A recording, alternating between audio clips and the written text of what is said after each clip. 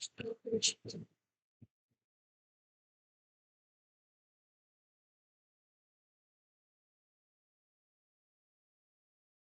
का विषय है आत्मिक आक्रमण बार-बार क्यों आते रहते हैं? बहुत से विश्वासी पूरी निष्ठा से प्रार्थना करते हैं, उपवास करते हैं, शैतान को डांटते हैं, आत्मिक सहायता प्राप्त करते हैं, फिर भी वे बार-बार उन्हीं आत्मिक आक्रमणों का सामना करते रहते हैं।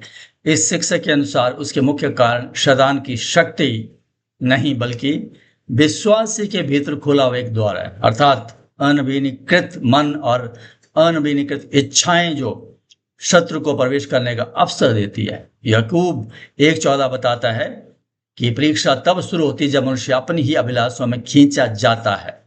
सुरक्षित शैतान से चारे द्वारा बाहर खींचा जाना, दैट इज शैतान उसको यूज करता है और फंसाया जाता है, यानी कि कांटे में फंस जाना। हे शैतान किसी विश्वासी के जीवन में बलपूर्वक प्रवेश नहीं कर सकता। वह पहले उसके मन और आत्मा में मौजूद अनभिनीकृत इच्छाओं को आकर्षित करता है। इसलिए वास्तविक युद्ध परिस्थितियों में नहीं बल्कि मन में होता है। यह शिक्षा बताती है कि अधिकांश मसीही आत्मिक युद्ध गलत स्थान पर लड़ रहे हैं। वे दुष्ट आत्माओं को डांटते या डांटने में लगे रहते हैं, जबकि अपने मन में चलने वाले आंतरिक संवाद पर ध्यान नहीं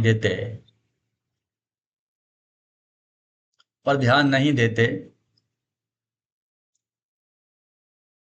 भय, चिंता, विश्वास और नकारात्मक आत्मवार्ता पुरानी इच्छाओं को लगातार घोषित करती रहती है, पोषित करती रहती है, जिससे शत्रु के लिए द्वार खुला रहता है। नीति वचन 23:7 कहता है, जैसे वे अपने मन में सोचता है वैसा ही वह होता है।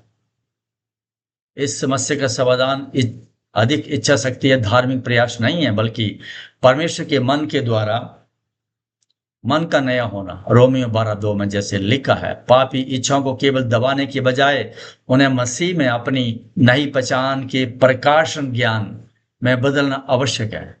जब मन नया होता है तो पुरानी इच्छाएं अपनी शक्ति खो देती है और शैतान का चारा आकर्षित नहीं कर पाता।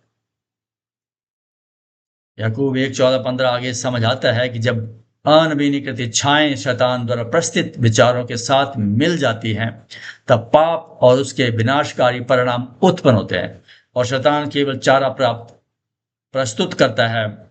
वास्तविक कंसेप्शन या धारणा या विचार मनुष्य की अनभिनीकृत आत्मिक और मानसिक प्रकृति में होता है। इसलिए मन का अनभिनीकरण उसी द्वार को बंद कर देता है जिससे परीक्षा भीतर प्रवेश करती है। यह सत्य को समझने के लिए एक उदाहरण दिया जाता है कि एक व्यक्ति अपने पिता की विशाल संपत्ति का वैध उत्तराधिकारी था, फिर भी वह गरीबी में जीता रहा क्योंकि उसकी सोच कभी नहीं बदली। उसी प्रकार प्रत्येक विश्वासी को मसीह में हर एक आत्मिक आशीष प्राप्त हो चुकी है और वो इफिसियों 1:3-14 के बीच में लिखा है। फिर भी बहुत से विश्वासी भय, कमी, हार और चिंता में जीते हैं क्योंकि उनका मन अभी तक उनकी वाचा में मिली विरासत के अनुसार नया नहीं हुआ है। इस शिक्षा का महत्वपूर्ण व्यवहारिक सिद्धांत है कि पुरानी इच्छाओं को भूखा रखा जाए। जब हम लगातार अपनी बीमारी, आर्थिक कठिनाइयों, भय और असफलताओं की चर्चा करते रहते हैं तो हम उन्हीं इच्छाओं को और अधिक शक्तिशाली बना देते हैं जो मनुष्य के लिए द्वार खोलती है।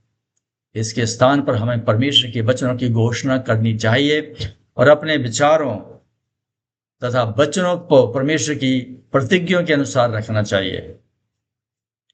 यह शिक्षा यह भी चेतावनी देती है कि हम परमेश्वर के सत्य ग्रहण करते हैं तो पुराने भय, संदेह और विश्वास के विचार फिर लौटेंगे। वे सामान्य सोच व्यवहारिक वास्तविकता के रूप में दिखाई देंगे। ऐसे विचारों से बहस करने की बजाय उन्हें तुरंत अस्वीकार करके परमेश्वर के वचन से उनका उत्तर देना चाहिए। यह वास्तविक आत्मिक युद्ध है। अपनी सोच और अपने आंतरिक संवाद को लगातार परमेश्वर की वाचा के साथ मिलाए रखना है। अंत में यह संदेश परमेश्वर के अनुग्रह पर बल देता है।